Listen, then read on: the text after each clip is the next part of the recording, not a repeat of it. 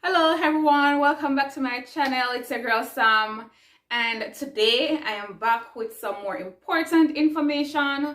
So if it is that you are interested in studying in Canada, or if you know of anyone who wants to pursue such journey to study in Canada, then this video is definitely for you. So don't move an inch. Before I jump into the information, don't forget to like the video, comment below if you have any questions. I'm always going to respond to any concerns. So you can always comment below and I'll respond to the concerns, or don't forget to subscribe either. And if you haven't yet done so, go ahead and subscribe, turn on your notification bells. And now I'm going to jump straight into it. I'm not going to make this video too long. So, all right. How much did it cost me to study in Canada, or to start the process of studying in Canada? So a lot of persons have been asking this question, and so I decided to do a video to share this information, because I know that sometimes people want to start the whole journey, they don't have the money to start, and I'm going to tell you how much it cost me in total. So firstly, the overall total was 36,000 Canadian dollars. Yes, you heard right. I did say 36,000 Canadian dollars. But don't be afraid because of that amount that I just said, because it cost others way less than what it cost me. So for one of the reasons that it cost me so much is that I wanted to pay my first year of tuition full up front before I even get to Canada, because I don't deal with stress good. I don't really know how to handle the whole process of stressing out and all of that. So I didn't want to leave Jamaica, come to Canada to study, and having to be worrying about where is it my next semester tuition will be coming from. You have persons who, of course, is very strong in their faith. Some people didn't even pay their entire first semester tuition before they come to Canada.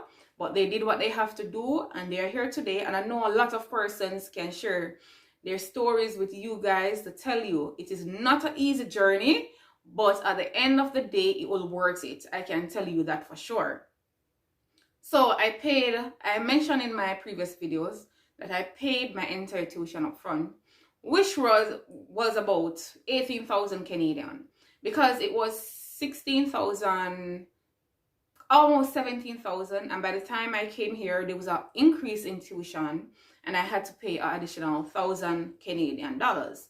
So in rough estimate, it is 18,000 Canadian dollars for the first year.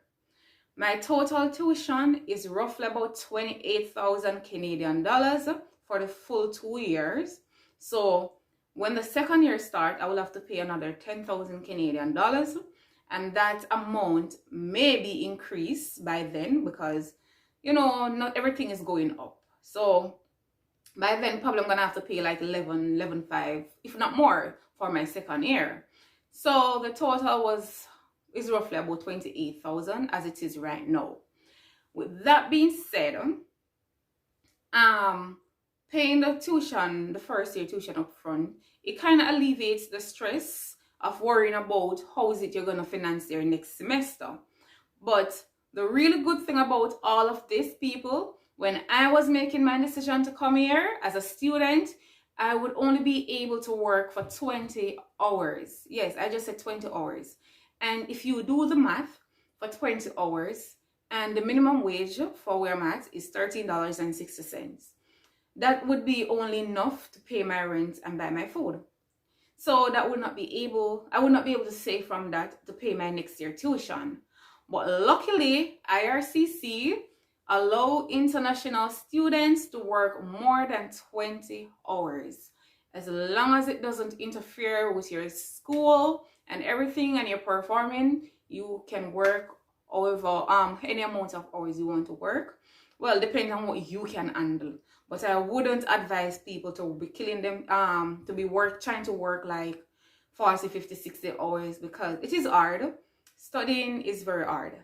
Unless you're somebody who just want to scrape when you doesn't really care, or you want to resit papers and stuff like that. But I think you should just give it your best shot. If you can manage 40 hours, fine. If you can manage 30, fine. If you can survive working 20 hours and paying your tuition when it's time for it to pay, then that is also fine. So it all depends on your need. With that being said, when you pay your tuition, it kind of make you feel more comfortable. But if you're out there and you want to pursue this dream, don't get discouraged by this figure that I just mentioned to you.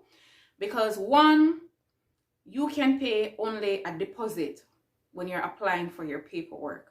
But if you pay only the deposit, then when you're showing your proof of funds, you will need to show the additional in your bank account to say, okay, I only pay the deposit, but I have sufficient funds in my bank account to pay my tuition and sustain my living myself or cover my living expenses in Canada. And outside of that, but I always think it is best to at least pay your first semester school fee. Like I mentioned previously, it proves to the visa officer that you're really interested and it is really your priority and it is your goal to study in Canada. That is absolutely your intention to study and nothing else. That being said, all right, so it's $18,000 for the first year of tuition. And then for proof of funds, I showed 18,000 Canadian dollars. So 18 plus 18, do the math, guys, that's 36,000 Canadian dollars in total.